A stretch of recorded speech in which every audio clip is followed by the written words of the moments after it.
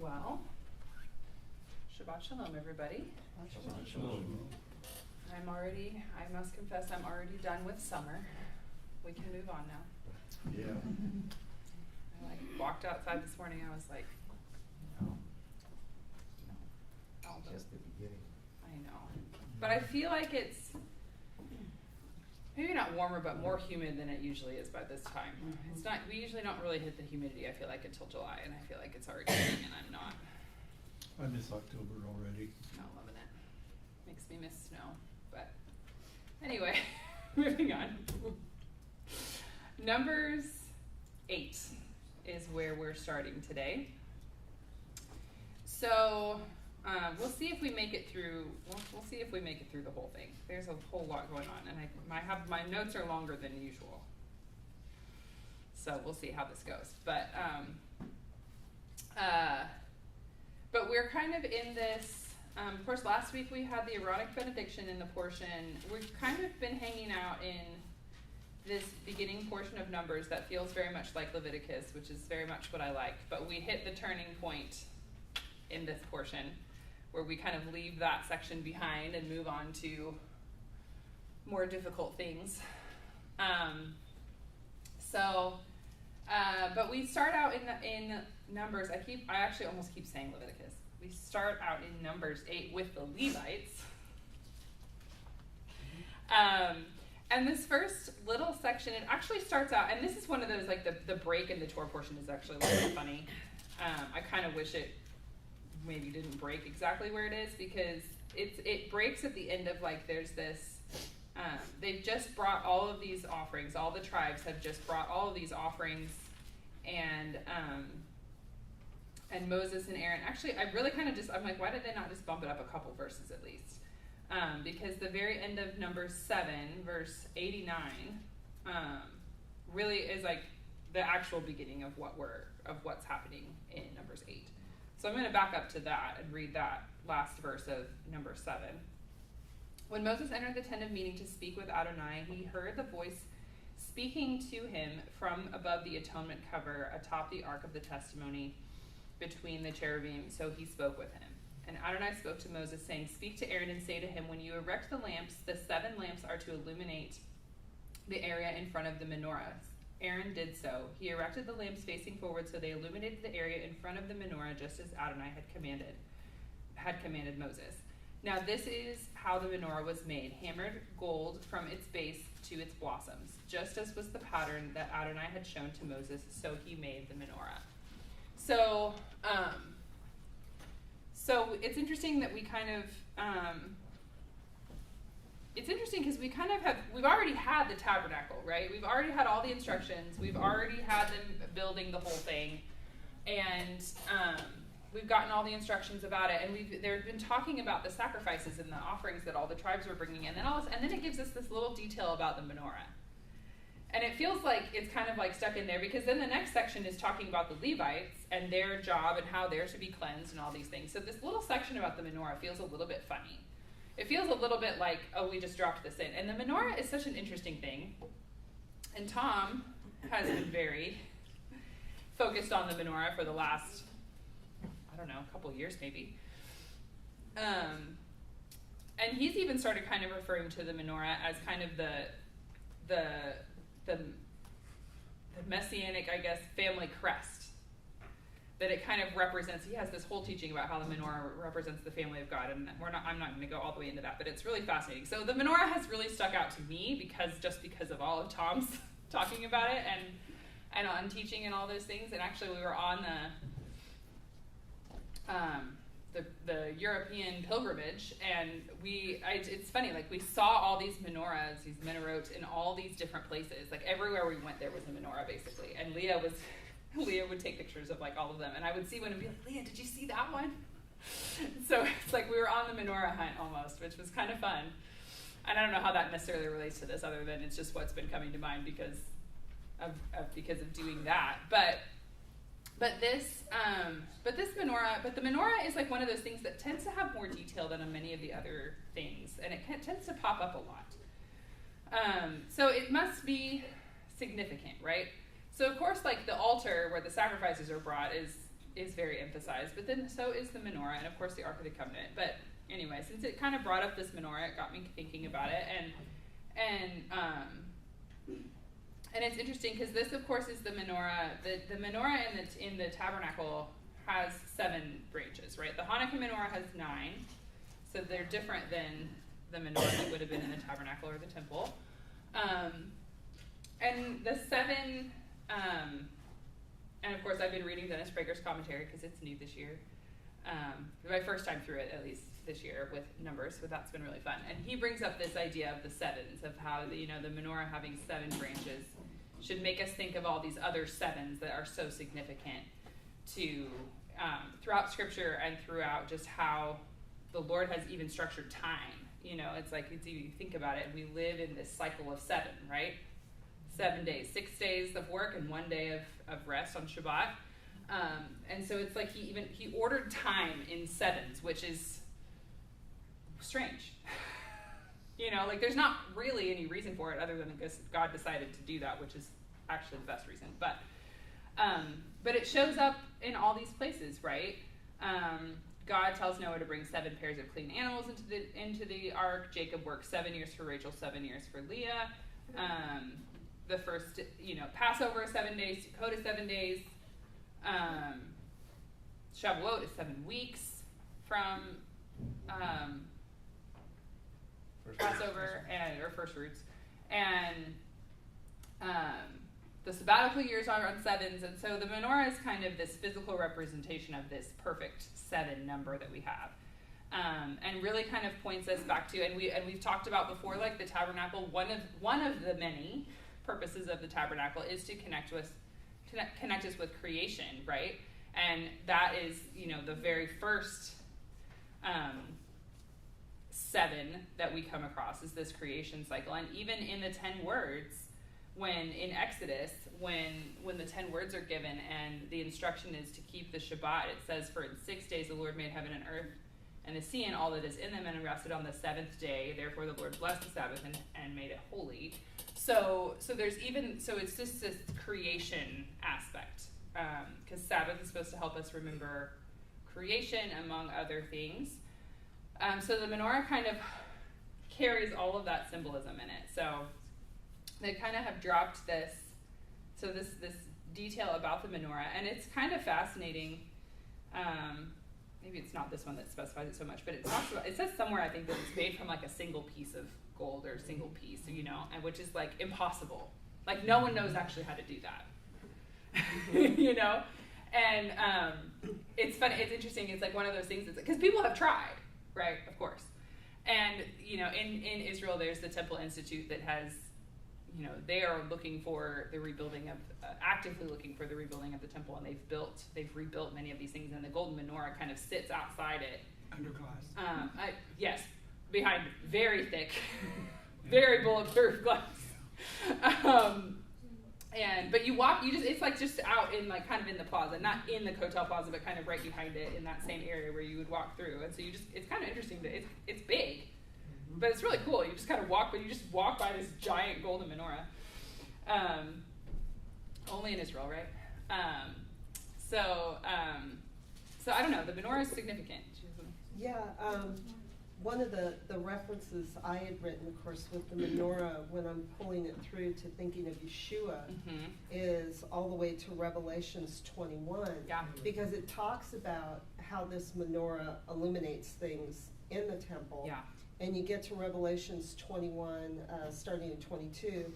But I saw no temple in her, for its temple is Adonai Sebaot, and the Lamb. And the city has no need of sun or the moon to shine on it, for the glory of God lights it up, and its lamp is the Lamb. The nations shall walk by its light, and the kings of the earth bring into it, or its glory into it. And so I was, we're always looking for the type and shadow. Yeah. And here we've got the ultimate menorah. They're calling him the lamp. So, I love that, draw that line through to that, because it's, when it says its lamp is the Lamb. So we see Yeshua, we we get to see the symbolism of them amongst the seven branched lamp, and then we get to see in Revelation that it is him. Yeah, absolutely. Yeah, I love all of that. I love all the connections. I was just looking for one of the other ones. I mean, I have a hard time trying to picture that. I know, right? Yeah, it's so because Yeshua, one of the things I love a lot of things about the tabernacle, but one of the things I love about the tabernacle is that you can basically look at every piece, just like you were just doing, giving us an example of. You basically can take every piece and see how Yeshua embodies it. Yeah. Right? And he calls himself, in John 8, he calls himself the light of the world, right? Which then connects to that Revelation passage, right? And so it's just, And he's the light of the nations, not just Israel. Exactly. So we get to see that the ultimate, where it was, first to the Jew, then to the Gentile, but in Revelations we see that yes, they're all the together nations now. come together, yes. Yeah. Which we have another section in this portion that points to the nations, so we'll get there. Yeah. We'll get there. We won't jump yet, but we will get there. It's an interesting one.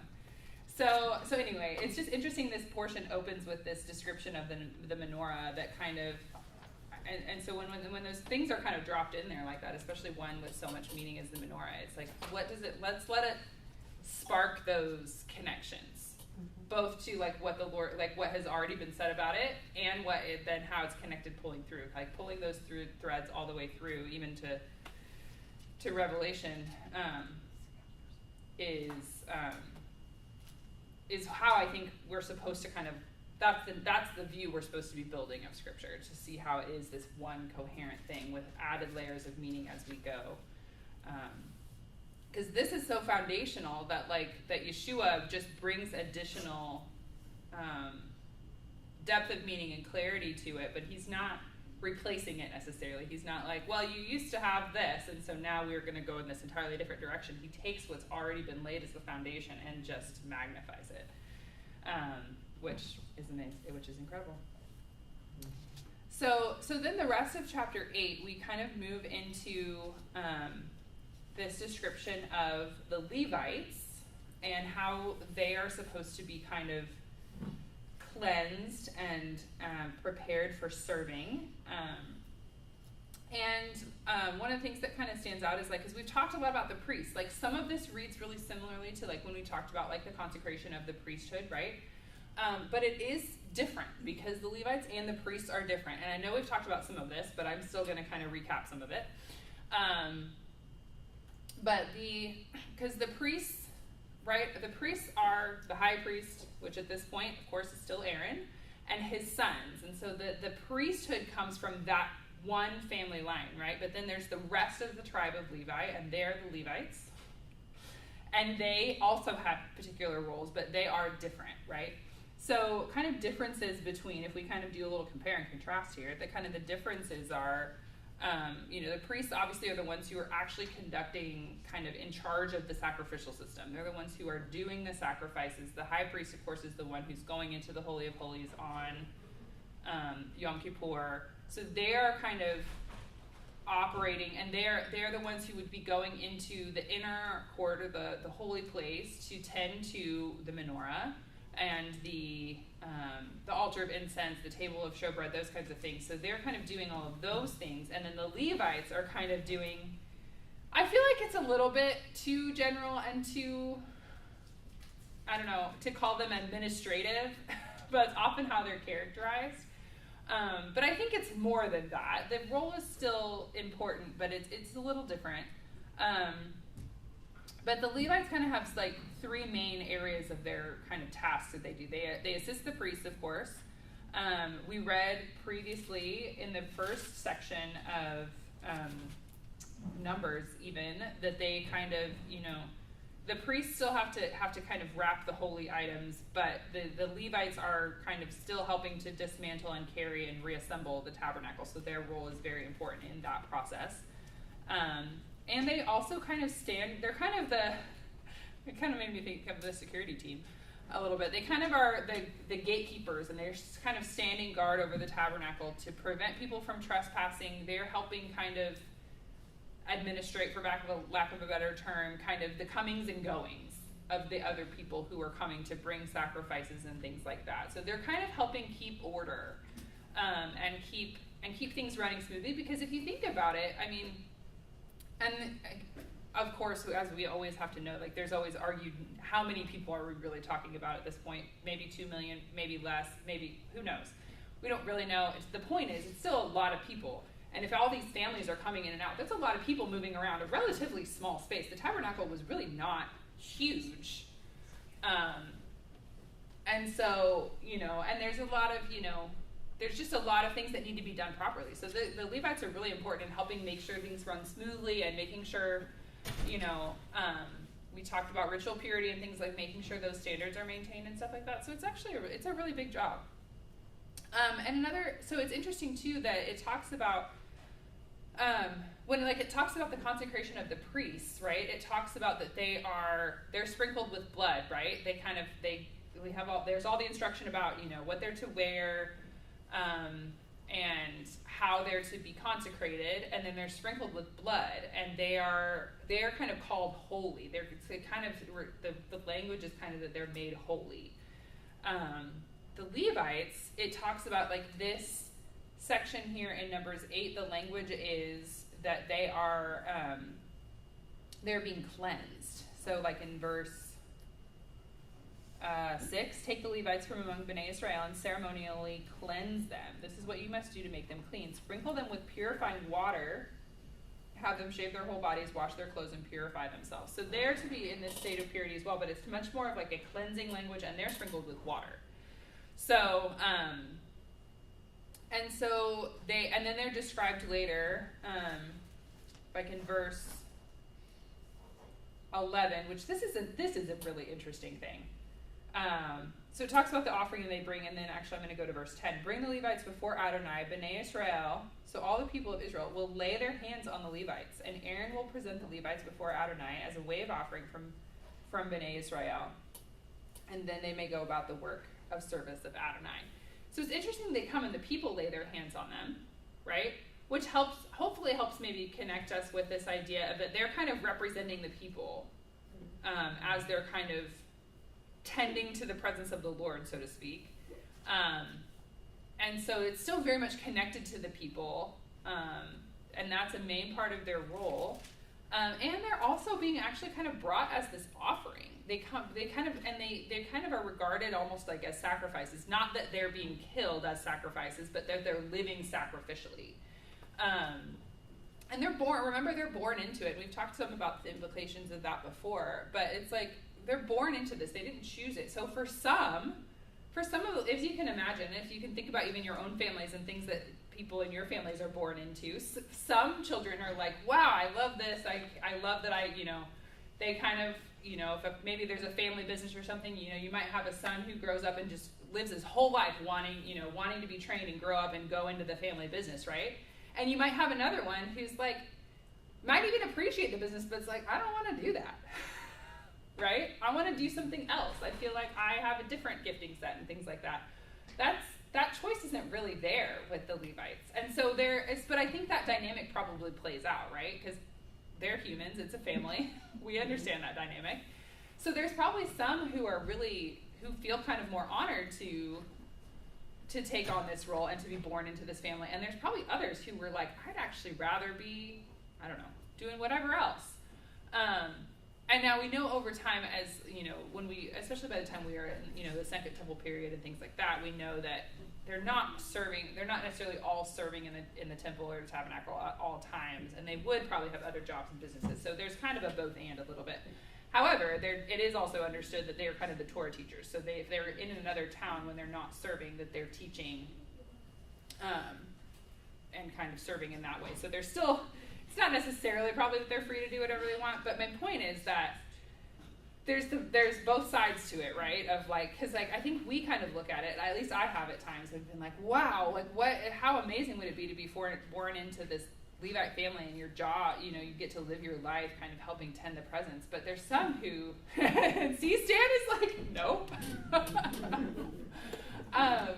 So I think these dynamics still come out, but it's also But there is a lot of, I think, overall benefit to the fact that it's like this is the family that's in charge of it. It's not elected or chosen people based on whatever merits humans come up with on it. It's just like this is who I have assigned to this. And there's other things like that. And bring some away the tribe of Judah. Like they're the ones who have to go first every time they move. And it's like if you're going first, there's potentially danger there, right? If someone chooses to, like thinking military, like if someone chooses to attack. So there's pros and cons to every role, but the Lord has kind of decided to set it up that there's things about what family you're born into means that you have certain roles and responsibilities. So it's interesting to think about that even plays out in this, this tabernacle thing. One of the things I really like about this section, but all that to say that they are living sacrificial lives. I was like, what was my point when I started that little tangent? They live this sacrificial life. So they live this life of, it's in some sense it's humbling, right? Because they're living off of the sacrifices that other people bring. They're not necessarily making their own livelihood. They're kind of reliant on the rest of the Israelites being obedient and doing what they're supposed to so that they can be sustained, right? Which goes back to like everybody's role is important, they're just different, right? People just have different roles. It doesn't necessarily mean that one is better than another, they're just different. So the roles of the Levites are definitely different than the priesthood, different from the rest of Israel, but also specific and important as well. And something that always sticks out to me when I read this chapter is the very end of the chapter, because of course they're kind of like we've had this military census, right, for the rest of Israel, but the Levites would not be going to war; they would be fulfilling other tasks in those circumstances. But in Numbers 8:23, it's not really a census, but we have this kind of order of when they're to serve. So I'll just read this section here. Adonai again spoke to Moses, saying, "This is for the Levites. Men 25 years old and upward are to present themselves for service to work in the tent of meeting. But at the age of 50, he is to retire from his service and work no longer. He may assist his brothers in the tent of meeting to do their duties, but he himself will no longer do the work. Thus you are to assign the Levites their responsibilities." Actually, I wanted to see what this translation said. I don't remember. I would just say every time. So this is an interesting portion, because so basically they're raised and they're probably being trained in some level as children and young adults, right? But at 25, they have their job, and they work in their assigned role, whatever that is, from 25 to 50, and then they go on vacation for the rest of their life, right? There's more to the story. Yeah. 5 years old. So no, they are still there and they're assisting. So what does that mean? If they're not doing the physical work but they're assisting, what types of things do you think they're doing? Training, yeah. Right? What else? Advising, Supervising as well. Yeah. Washing the blood-spattered robes. Maybe. That sounds like work to me. I know, that might be the work. They might be teaching someone how to get bloodstains out of priestly robes. So basically, they're imparting their wisdom of Right. what they've been doing for the last 25 years onto Yeah. the next generation. Yeah. And it's very much this attitude of like, just because you may not be doing the same day-to-day work, you still have value, right, to add, and you still have a role to play, right? There's very much a mindset of like, like, I don't know, like, we've kind of grown up as like you work and then you retire and you do nothing, which I don't know that people actually do that. I've known a lot of retired people who I don't think that's true, because most people, like, they find, like, you sit around for too long and you're like, I gotta do something, I gotta read something, I gotta build something, I gotta learn a skill, I gotta take up a hobby, I gotta do something. because we're wired that way, right? But I like that this is actually like specifically like they're still to be involved in the lives of the next generation. They're still to be involved in what's happening with the tabernacle, you know, like we're saying, like imagine that. Imagine if, you know, somebody turns 50, they have their Levitical retirement party. And Their gold watch. and then they like just send them on their way and they never see them again. Like imagine, like I think that would actually be kind of sad, both for this person who's just spent 25 years serving, and for the ones who are then like, you know, kind of coming up and taking this place, or maybe there's probably someone who's been working alongside this person for a while, learning that role and things like that. And then how sad is it for them to just like go away? So it's like, I don't know, it keeps the community and it keeps this family. It's very much this, because again, like the kingdom is meant to be a family. And so you need all the generations kind of intermingling. This is one of my things about, you know, a lot of, and there's value to having gatherings and having times for people who are in the same maybe age or life phase. But I love like intergenerational gatherings. Like I've been in churches before where all of the small groups are like, if you're this age and you're married, you're in this one. If you're this age and you're single, you're in this one. If you're, you know, like all the, and I'm like, I don't know. Like it just makes me sad because there's so much we can learn from one another. I think all the generations need one another. So maybe I'm drawing too much meaning from this, but like those are the things that come up for me. It's just like they're still meant to be involved, and yes, the role is different. They're not doing the physical labor, which is great. You know, if they've been hauling wood to keep the altar burning for 25 years, it's time for them to stop hauling wood. But they're still there. They're still part of what's going on, and I really love that. Yeah. Could you read verse 26 again? Because my ESV seems to say something a little bit different. He may assist his brothers in the tent of meeting to do their duties, but he himself will no longer do the work. Thus you are to assign the Levites their responsibilities. Yeah, the ESV says they minister to their brothers in the tent of meeting by keeping guard, but they shall do no service. Yeah, so I'd be curious as what it means by keeping guard. So maybe they don't have to do any heavy lifting, but they are, maybe they still have a gun with them and whatever. Right. Keeping guard.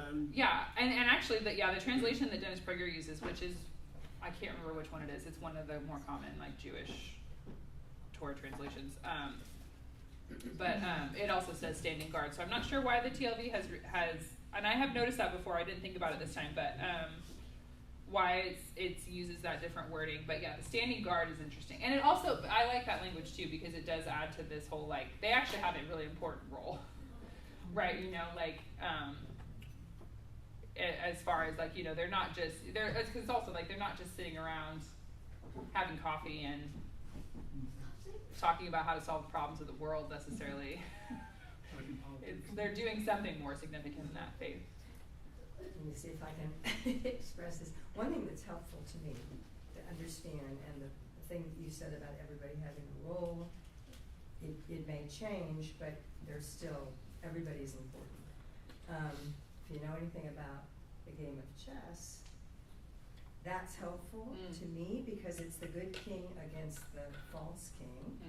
And everybody, you know, the Lord has put all the players where they're to be. And sometimes in the season of life, you may sit on in one spot for a long time, like a pawn might just sit there, or the bishop might just sit there.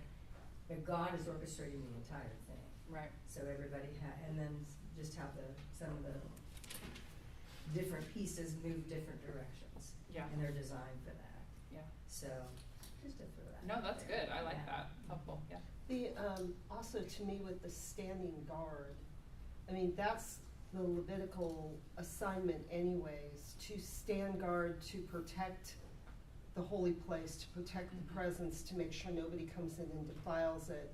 So to me that standing guard, when I think of it that way, I don't think of it like as a military stance. Yeah.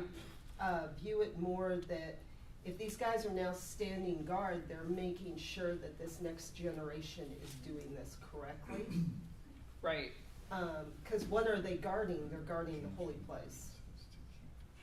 They're not the military force. They don't go into battle. Their role is to protect the holy place. Right. So. Exactly. And it's this holding, and it's like, it's holding the standard, right, of like, you know, and hopefully, and this is why it's important for the Levites to remain righteous too, right? Mm-hmm. Because we see, you know, as you continue on through the narrative, like you see, like when the priesthood gets corrupted, bad things happen, right? And so it's kind of this role, yeah, it's kind of like the guarding the holiness almost, you know. So I think it's really holding this line of like, so that, you know, over time things don't shift and you're like, you become lax on certain things. Oh, it doesn't really matter if that sacrifice isn't perfect. It doesn't really matter if we don't, you know, if they, you know, whatever. All these little details. Older generation keeping the younger generation from getting lazy. Taking Maybe shortcuts. so. Yeah. Yeah, before we go on past the Levites, it talks about that that God has taken the Levites instead of the firstborn from among the people of Israel. So I wondered if it kind of alleviated this firstborn problem that we saw before in the Torah. I'd be curious to how that worked out with just if there. I wonder if, you know, I'm sure there's still rivalry with the firstborn and secondborn, but if you're all Levites, then you know there's equality that comes there. Seems like. Yeah, and I think that's a really important role of the Levites as well, is that they kind of are the, you know, they're kind of the representative firstborn of all of Israel in service to the Lord, right? And it's like you even see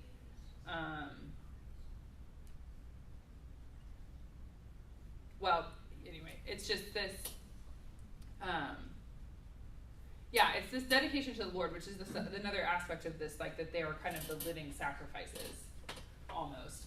So they're like not being put to death, but they are put in this role. They live their whole lives in service to the Lord, whereas others, and there may be still some rivalry again, because I think there's probably some aspect of jealousy in other tribes of like they get to serve in the tabernacle and I don't, you know, and all these different things. I think birth order comes into play with a lot of that, because we see those wrestles play out, right? We've already seen them through the patriarchs' stories, and we continue to see them. You know, even with David and with different things, and so, but yeah, it's another. There's so many interesting facets to all this with the Levites and the roles that they play and how God has decided to set up the structure of all of this. Okay, we're going to keep going so that we can maybe get through most of the portion. But this next section is really fascinating. I really like it. So this next section in chapter 9 is about this second Passover, which is so interesting. It brings up so many questions. It's like, why is Passover the feast in question here? Like, why not one of the other ones, right? Why is it Passover? Yeah. It's only one that you eat of the sacrifice. And so it's all related to the tabernacle, the temple. And so all the others, there's not that issue involved where you would not be able to participate.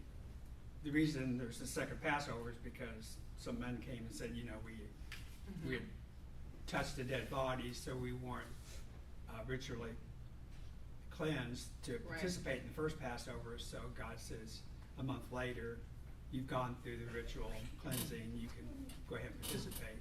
But that really isn't an issue with the other festivals, as I understand it. True. Yeah. Well, I mean, it's only been 2 years since the big deliverance, right?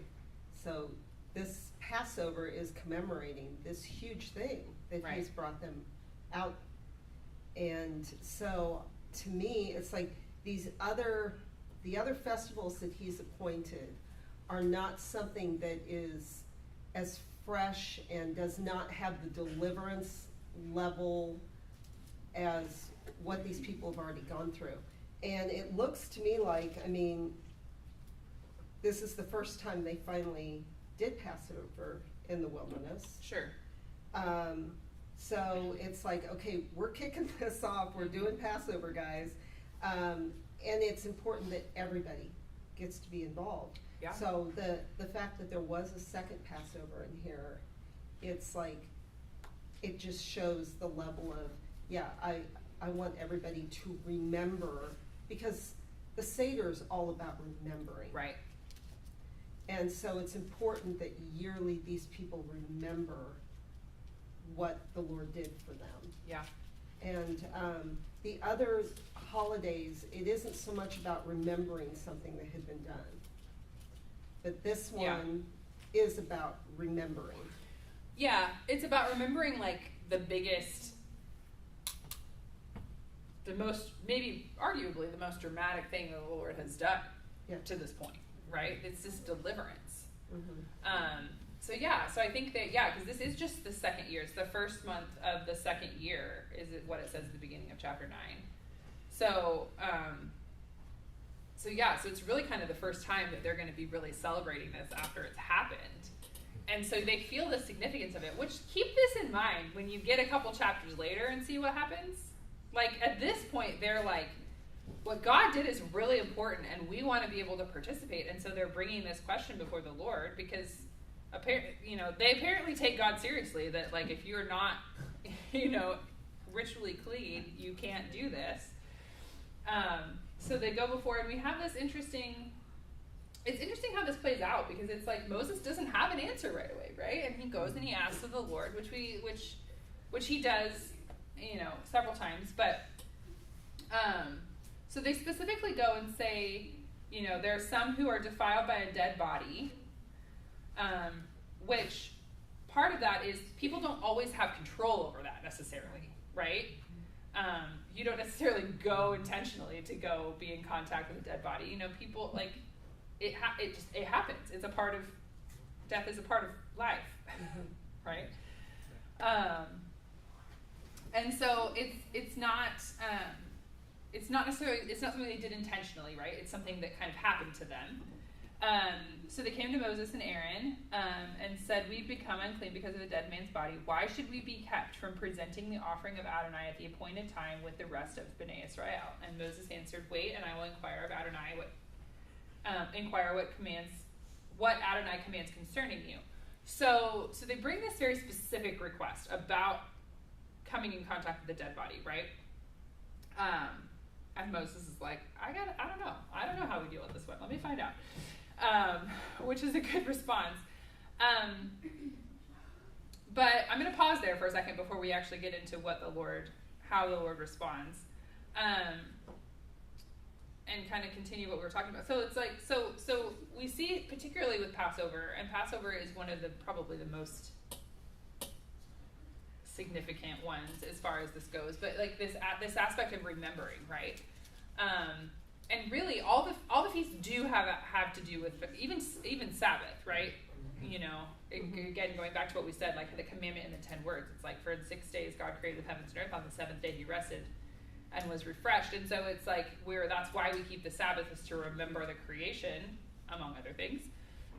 And so there's this aspect of remembering, and Shavuot is remembering the giving of the Torah on Sinai. So there is an aspect of remembering, but none quite so dramatic as Passover, right? And quite so detailed and so big. And like, even just think of the storytelling.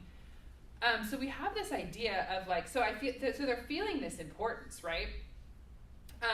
And some of these, some of these things Dennis Prager brought up, and sometimes I was like, can we really draw this much meaning from some of these verses? But I think the topics are important, so I'm going to go there anyway. Because he talks about this, even the specific aspect that when they're asking, they're specifically saying, bringing the offering at the appointed time along with the rest of the people. So, again, like, Jewish life and particularly then, but even now, Jewish life is very communal, right? You're not supposed to keep the feast by yourself, right? It's supposed to be this community aspect. And I think that is even still, we live in a really, and I know we talk about this all the time, but we live in a really individualistic society, and even Christianity in the West, at least, has become very individualized and it's like as long as you have Jesus, that's all you need. And I'm gonna say false. We still need other people, right? It's even, what'd you say?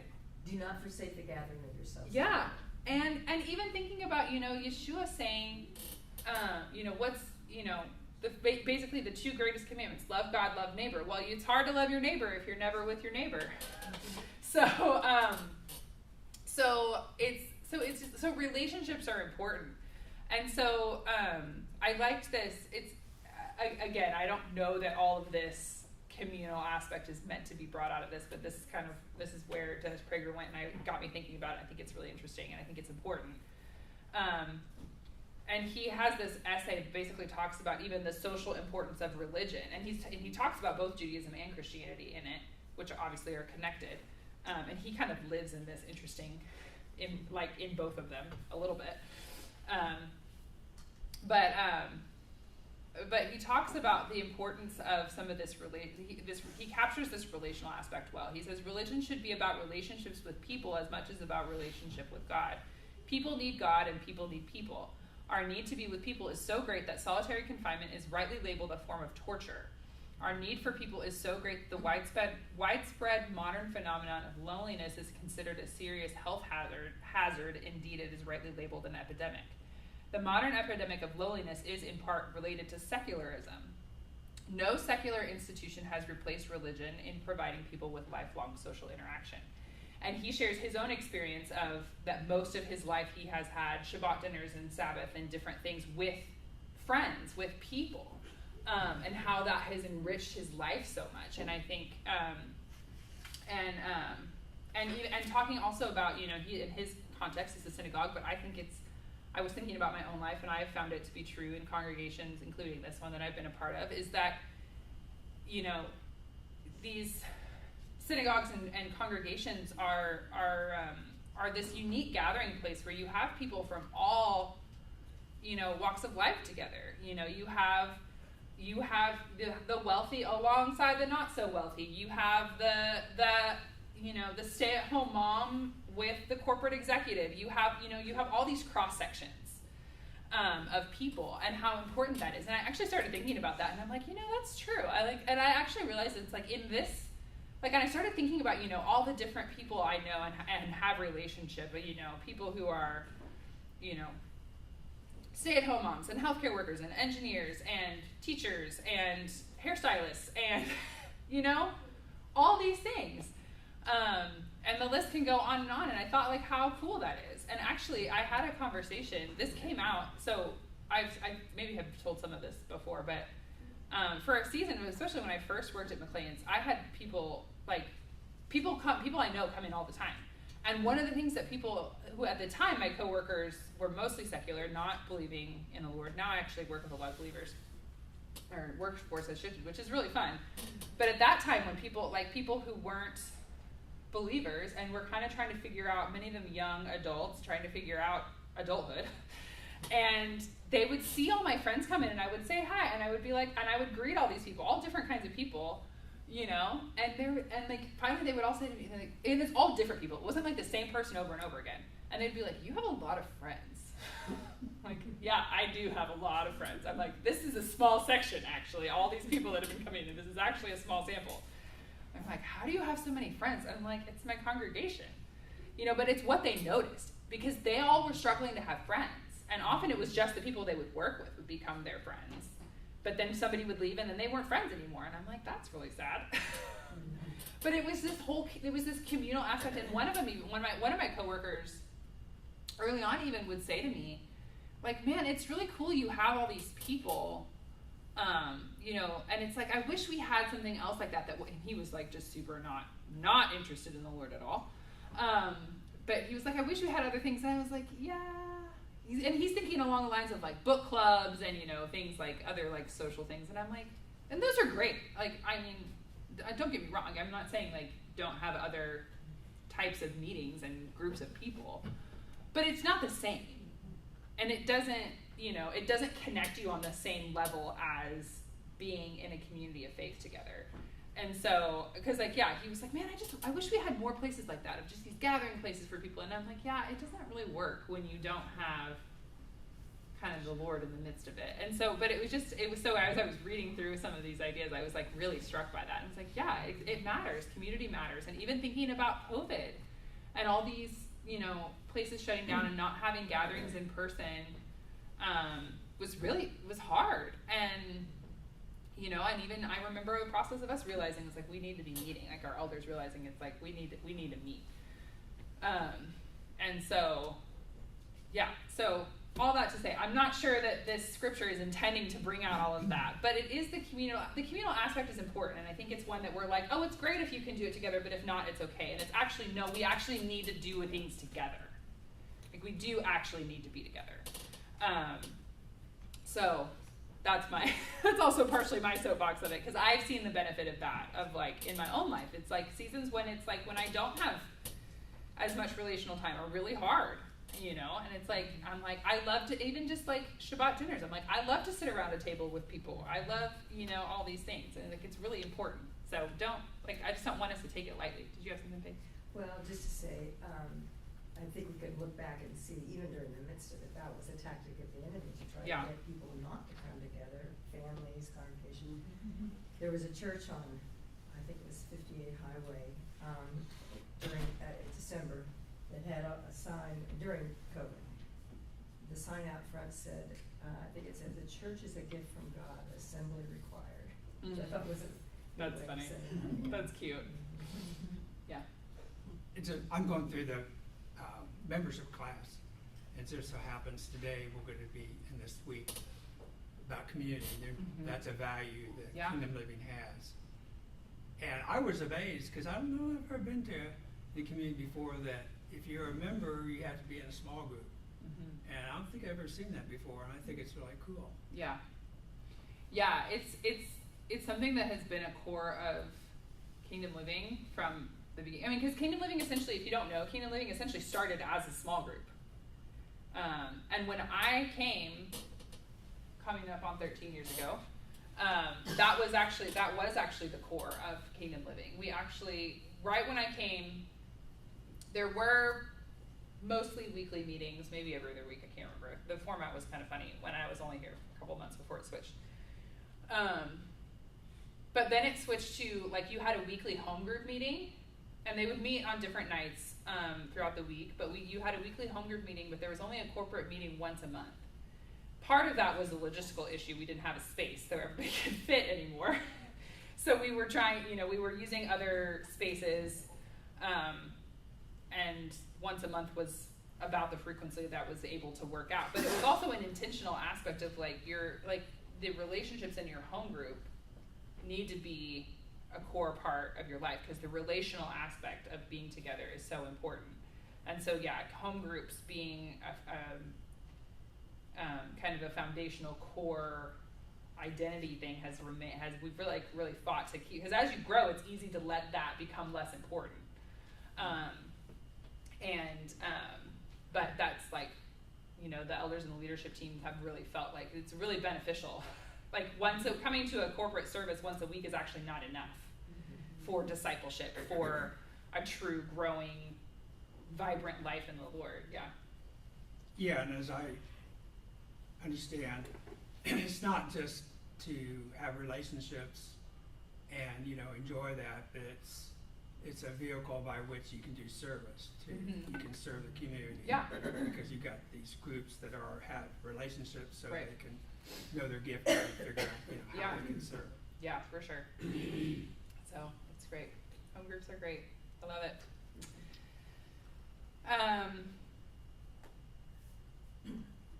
Emma, can I add something? Sure. There are often ministry groups within the group too that become a real support system. That's happened with dance ministries that I've been a part of, and just a real special fellowship. Sure. Because you're all working on a common cause. Yeah, absolutely. Yeah, and it's also one of the things, so one thing I've noticed too over the years is, when people have come, especially as we've grown, because it was when I first came, it was small enough, it's you really did know everybody, because it was small enough that you could. Now it's large. It's hard to have deep relationship with, 300 people or something. So if you were gone, like, everybody noticed. And it wasn't, you weren't, if you missed a couple, like, even 1 week without saying anything, people were going to be like, where are you? What's going on? Why aren't you here? And so,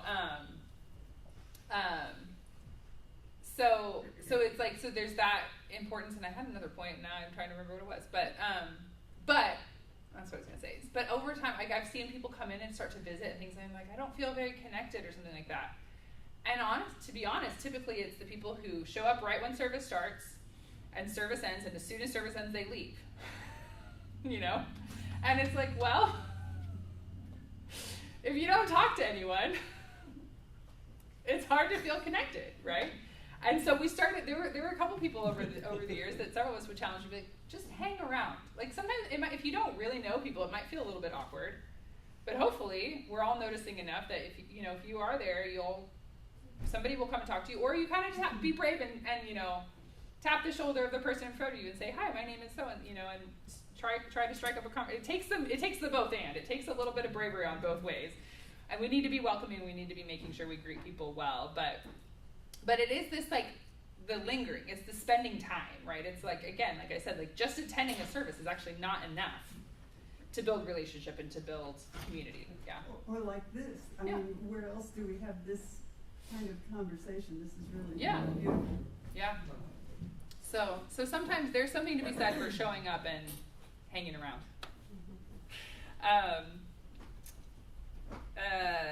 So anyway, we'll keep moving on a little bit because I'm getting long-winded on some of these things. But so continuing on with this narrative that we're in with this second Passover. So they ask the question, right? Moses goes in the end, inquires of the Lord, and the Lord responds, saying, this is verse 10, say to Bnei Israel, if any man, whether you or your descendants, becomes unclean because of a dead body, or is away on a long journey, he may yet observe Adonai's Passover.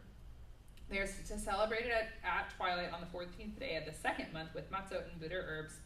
They are to eat it. They are not to leave any of it until morning, or break any bones. When they celebrate Passover, they are to observe all its regulations. So this is another full Passover, is what this is telling us. It's not like Passover light. You're supposed to do all the things. It's just a month later, and it's interesting that the Lord includes the second circumstance of being away on a long journey, right? And again, that kind of points to this community aspect of, like, if you're away, which granted, how we celebrate Passover is slightly different than this because we don't have a tabernacle or a temple. So Passover had to be done at the tabernacle or the temple because the sacrifice had to be brought there. And so you couldn't do it if you were away. So basically it's this Lord responding to the heart posture of, we want to do this, and we don't want to be excluded because of something that's out of our control, because being away on that journey could also be, something that's kind of out of the control of the person as well. So it's this emphasis of, like, this is not a prescription for, like, well, if you just don't feel like it at the appointed time, you can do it later. This is like, if you can't because of something that's really of no fault of your own, we're gonna create this additional circumstance, because it goes on to say in verse 13, but if the person who is clean and not away on a journey neglects to celebrate Passover, that soul shall be cut off from his people, because that person did not present Adonai's offering at the appointed time. That man will bear his sin. So this is a big deal, right? And this points to another, like, again, it's going back to the importance of remembering from year to year. It's kind of like, it's not quite the same, but go with me for just a second. Like, it's like we read the Torah portions every year, right? And I've talked to some people, it's like, well, I read through the Torah portions this year, I wonder what I'm going to do next year. I'm like, read the Torah portions. Study whatever else in the Bible. Of course, please be studying other aspects of the Bible as well, but, like, we're not just handing out a Torah schedule every year for the people who are new or who have never done it before. right? We're to, and I have seen so much fruit. I was just talking with someone about this recently. Like when I think about the fruit of my life from spending the last, and I can't say I've done it perfectly every year, especially the first couple years I was here when I had no idea what was going on. I was not always so faithful to it. But let's say out of the last 13 years I've been here, at least 10 of them I've read the Torah portions. Probably more than that, but I'm erring on the side of less. So spending 10 years reading the Torah portions, like I see so much fruit in my own life, and I can see so much of a shift in how I read the rest of the Bible and how much I see that cohesive narrative coming through. I see the continuity of it. It doesn't feel like, how I was raised of like, you have the Old Testament and then the New Testament, which kind of cancels out some of that, or this is background information. Like I don't have that. I can't basically anymore. And so I see so much fruit in it. And so it's like, so in a similar way, it's like, and Passover from year to year, I've experienced the same thing with Passover. Like usually, like I know the Seder, like, at this point. I know the cups, I know all the things we're going to eat, I know what order they're going to come in, I know when we're going to do the afikomen, I know I know what songs we're going to sing. Like I know all these things, but still every time I sit down and we go through it, there's something different that's highlighted or something that it's like, oh, I didn't feel that in the same way before. And so it's like the repetition is actually really important. It stirs up different things even though we're doing the same thing. Yeah. Just in line with what you're saying, yeah. I've been doing this for, I understand, 4 years now. And it's funny how you can hear the same thing over and over again, but it doesn't necessarily click or sink in. Yeah. This is the first time in this section here that manna, I didn't know manna was a seed. Mm-hmm. I didn't know, and in my mind for all these years I've been thinking it was just communion wafers. Yeah, but it kind of feels that way. For the first time, right? Hey, that's kind of cool. Right, which actually, this was fascinating. This list in here was fascinating. So I'll jump for a second, just for you, Stan. He appreciates that. If I can find it, there it is. So when it talks about, which this is later in chapter 11, and honestly, I don't know that we're going to get there because we have 8 minutes. So I'll jump. So it's talking about, this, and chapter 11 is kind of the shifting point of the book, where we kind of shift out of the nice, very Levitical type of numbers, where everything is nice and orderly, into the chaos and rebellion. And, so of course, the people are grumbling, which the transition of that is really interesting, and I will have to make a couple comments about that, if nothing else, because it's fascinating to me. But anyway, so it talks about, and it's like, and it describes the manna, which it's like, but so clearly it's like important to keep the record of like what it was. Like they know that not everybody's going to know what this is after a period of time, right? Like it's a substance unlike anything else that doesn't exist forever. It's for a specific purpose, right? So verse 7 of chapter 11. Now the manna was similar to coriander seed and had an appearance like gum resin. The people went about, gathered it up, and ground it in a hand mill or crushed it in a mortar. They cooked it in a pot and made it into cakes. It had a taste like something made with olive oil. When the dew descended on the camp at night, the manna descended with it. So it's a very interesting substance, and these are some of the things that Dennis Prager points out about it that are particularly interesting. I like this. I think you'll enjoy this. So it was a seed, so it was easy to pick. It was white, so it was easy to spot. It could be eaten raw or cooked, so it allowed for variation. It tasted like cream, so it would not dry up the throat, or like olive oil is kind of what it talks about. So it's not dry, is what it seems like. It fell on a layer of dew, so it was clean. What more could you ask for from a supernaturally provided food? Right? Like, isn't it kind of, like, I hadn't thought about all those aspects before, and I was like, that is so interesting. Like, it's like, it's this kind of perfect substance, apparently. But it's hunt for it. They didn't, exactly. It's like, it was easy to find. It was easy to pick. It was easy to find. You could do all kinds of things with it. Taste it. Like, what more could you want? Apparently a lot. Quail. What'd you say? Quail. Quails. Yes. Okay. Well, let's see. Well, we're just going to go there because so we're going to skip, we are going to actually kind of skip the next little section here. I think I've made my point about the second Passover well enough. So then it kind of talks about some of the journey. Can I ask a question about the Yeah. manna? Now that you guys talk about it. Yeah. So if you had it for more than one day, what would happen on the next day? Because I know the instruction was pick whatever you need for a day. So what would happen the next day? It rotted. Okay. Is what it says in Exodus. And the only day that you can pick double portion would be on the sixth day, right? Mm-hmm. Okay, so it kind of had its time, Mm-hmm. even though knowing the whole week, the manna knew what the sixth day was. Yeah. And the rest of it. Okay. Right. It's like, what more could you want from a supernaturally provided food from God? Okay. It even keeps time differently. It's fascinating. So it's like clearly something like God provided, right? Okay, so we're gonna jump to this section now that we're there, because we only have a couple minutes. So and I didn't have a whole lot of notes actually about the next section anyway, so here we go. Well, I did have some stories, but we'll find them again someday. Anyway, so it talks about some of this journeying, and there are some interesting things about that. So I'm going to back up just a little bit to the end of chapter 10, because I think that this shifting point is so clear and so it's so strong that it's like, it kind of is amazing. So it talks about how they travel, and it talks about when they go out and who's leading all the tribes and all that stuff. So chapter 10, verse 33. So they advanced from the mountain of Adonai, a trip of 3 days, the Ark of the Covenant of Adonai going ahead of them for those 3 days to seek out a resting place for them. The cloud of Adonai was over them by day, and they advanced from the camp. Whenever the ark would set out, Moses would say, "Arise, Adonai, may your enemies be scattered. May those who hate you flee from before you." Then when it came to rest, he would say, "Return, Adonai, to the myriad thousands of Israel." And the people were murmuring and grumbling in the ears of Adonai about hardship. What? Are you kidding me? You'd get tired of filet mignon if you ate it every day. Right. Yes.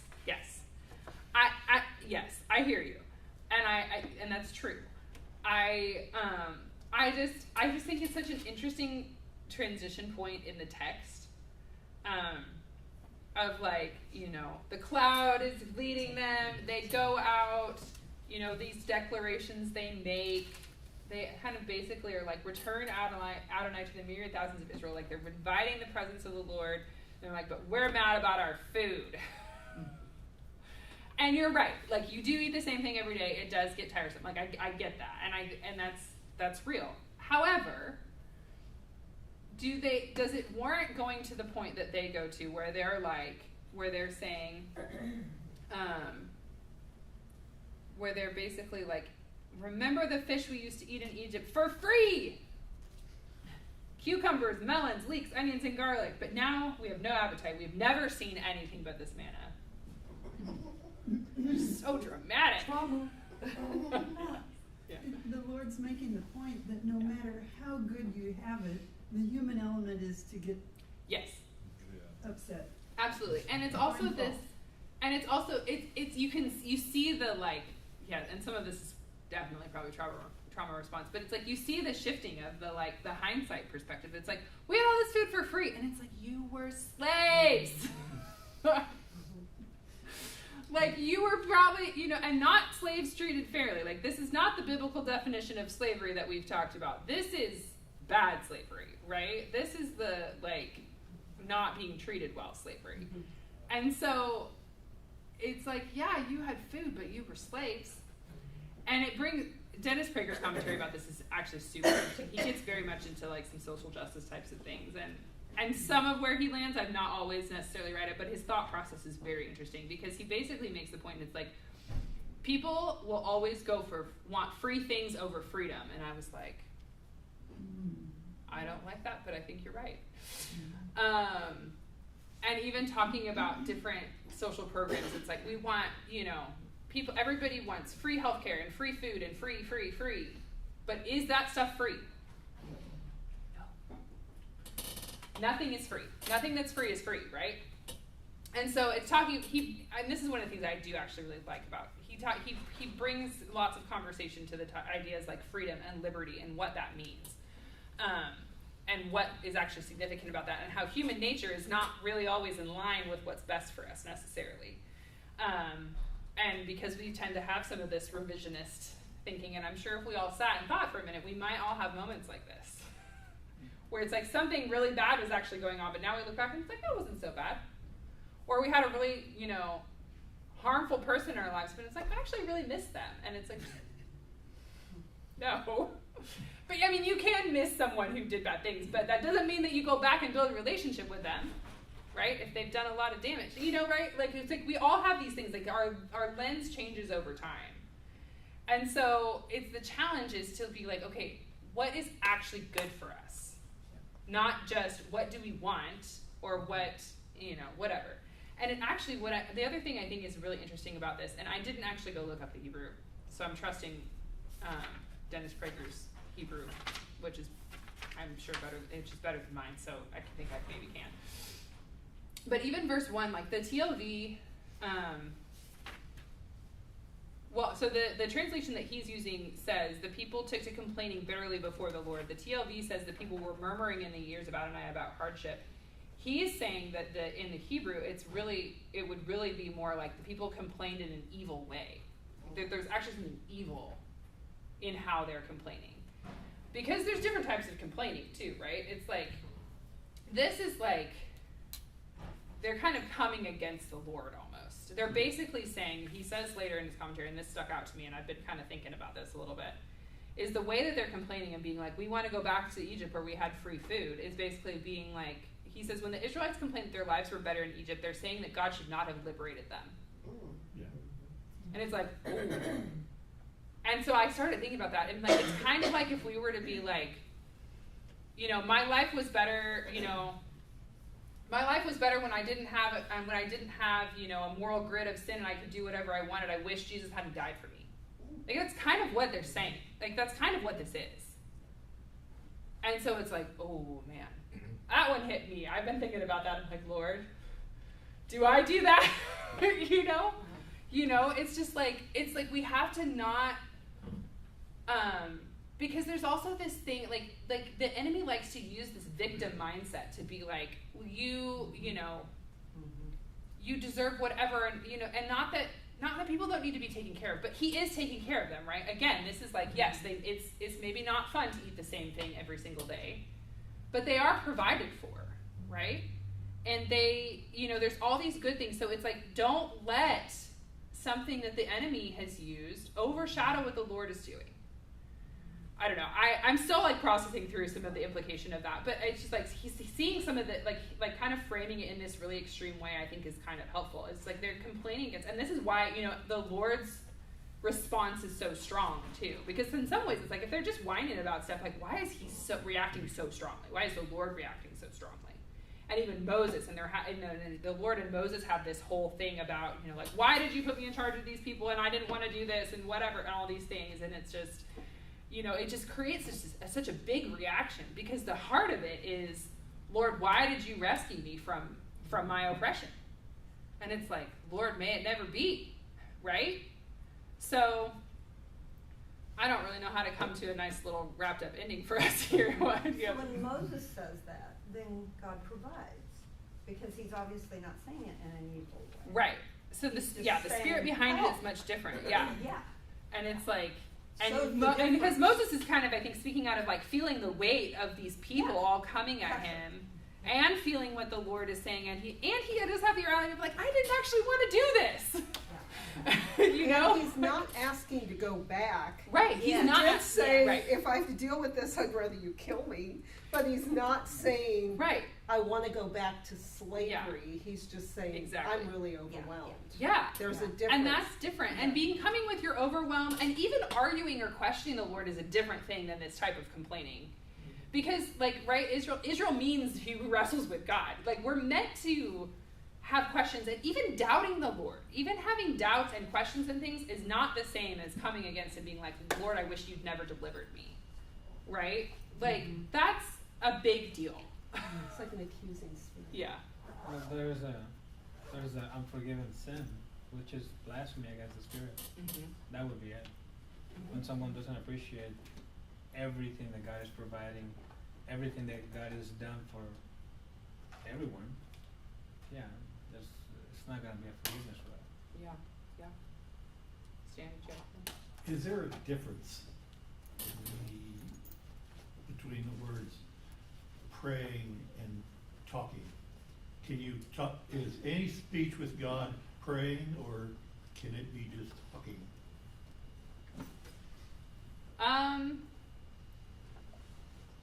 That's a good question. I'm not sure how I would answer that necessarily. I mean, I think there are different types of praying or talking with the Lord. I mean, I think there's an intentionality of like, you know, you're interceding for something is different than, but I kind of have moments like where along the way I'll just like say something to the Lord, like I would say something if there were, you know, a friend in the car riding with me or something. So I think you can talk to the Lord, but then there's also kind of a more focused type of talking that I think maybe we call praying. I don't know. I don't have a great answer for that. This is all my stream of consciousness processing for you. Sorry. Yeah.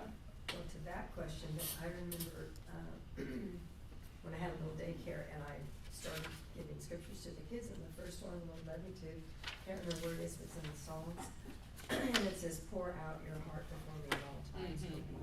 God is a refuge for us. I think God does want us to bring him everything, and then what you said too, there's those focused times of praying specifically for certain things. Or claim his word, stand on his Yeah, word. all of the above. All different Always kinds. praying, and pray Yeah. without ceasing. Yeah. We're called to do. Yeah. And I'll make this, it is time for us to end, so I'm gonna wrap us up here real fast, sorry.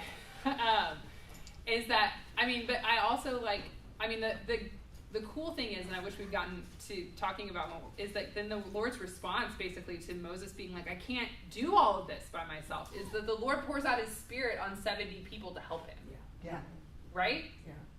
And so it's like the Lord does respond to that, to his, right? Yeah. So you can feel the different, and that's why I'm like, even just like reading this translation and then going back and reading some of these commentaries, I'm like, because I think maybe Robert Alters brings out some similar things too, is like, it doesn't, like the language doesn't show the contrast in these two, like, you know, in these situations well enough that to feel the spirit behind the complaining of the Israelites and versus Moses' kind of plea before the Lord. Because it elicits a very different response, and so it's like we need to feel the difference in the spirit of it. But to Moses, the Lord does respond, and it's like, okay, which is also very similar to like, you know, what had happened previously when his father-in-law is like, you got to get some people to help you. You can't take all of these people's issues and decide on all of them yourself. You gotta get a team together, right? Like the Lord does like want to spread.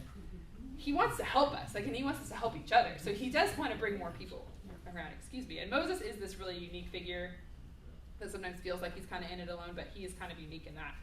So anyway, I don't know, I felt really convicted even like processing and praying through and reading some of these things of just like, are there areas of my heart when I'm complaining against the Lord and feeling like, you know, something without the Lord was better than with him? And I'm like, Lord, I hope not. So it's kind of just that additional, like, Lord, please, you know, bring out anything that's against, you know, we want to continually be rid of things that are against the Lord and against the goodness that he has for us. So I'm going to pray and we can go to service because it's late. Sorry, guys. So Lord, we thank you again for your word, for your Torah, for your instruction, for your guidance, for the stories that you've given us to learn your character. And Lord, we do just ask that you continue to, that you just continue to search our hearts and that you continue to bring to light things that are not quite in line with what you're saying and what you're doing, Lord. And we just ask that we would just continue to have the humility to repent of those things and to turn and to learn your ways and even more, Lord. So we just, we thank you for your presence among us. We thank you that you continue to help us on this journey that we are on with you, Lord. We ask for your presence to be with us in service. We ask that you would just be with each person who is serving and leading today, and with that there would just be a spirit of unity among the congregation as we worship you together, Lord. B'Shem Yeshua.